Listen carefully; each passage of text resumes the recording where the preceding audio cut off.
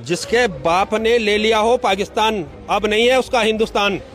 देश का बंटवारा धर्म के हिसाब से हुआ था। मुसलमान को पाकिस्तान मिल गया, हिंदुओं को हिंदुस्तान मिल गया। इस समय देश में जितने भी मुसलमान हैं सब समझौते के हिसाब से देश में किराएदार की हैसियत से रह रहे हैं। मैं देश के मुसलमानों से बोलना चाहता हूँ, कायदे में रहोगे तो फायदे में रहोगे। तो मुसलमानों को मतलब देश में रहने का अधिकार नहीं, ये आप कहना चाह रहे हैं? ये मतलब आपके शब्द हैं ये?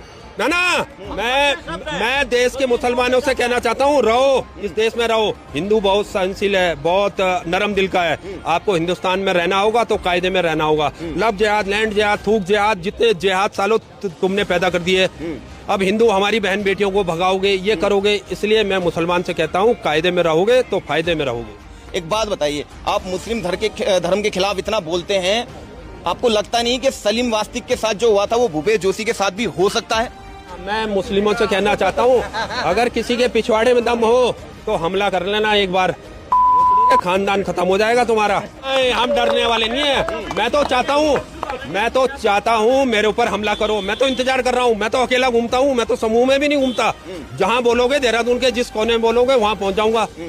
अगर हमला करना है हमला करो, उसके बाद का जो मंजर होगा वो इनको पता लग जाएगा। जामा मस्जिद थानों है, यही वो मस्जिद है जिसको लेकर हिंदू संगठन लगातार जो है विरोध और प्रदर्शन कर रहे हैं। और अब ये जानकारी मिल रही है कि ये मस्जिद जो है, इसमें सीलिंग की कार्रवाई हो गई है, मस्जिद सील हो गई है। फिलहाल सामने बाला सुंदरी मंदिर है और यहाँ 5 टाइम की नमाज होती है और नमाज में बोला जाता है अल्लाह के सिवा कोई पूजनीय नहीं है।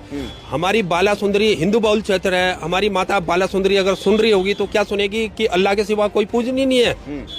उत्तराखंड में मांस, मदिरा और मुसलमान का प्रवेश बंद होना चाहिए। साथियों, इस वक्त हम लोग देहरादून जनपद के थानों क्षेत्र में मौजूद हैं और विगत कई दिनों से थानों में एक मस्जिद को लेकर जमकर जो है विवाद हो रहा है। और वो मस्जिद ये मेरे पीछे आप देख सकते हैं, जिसका नाम जामा मस्जिद थानों है।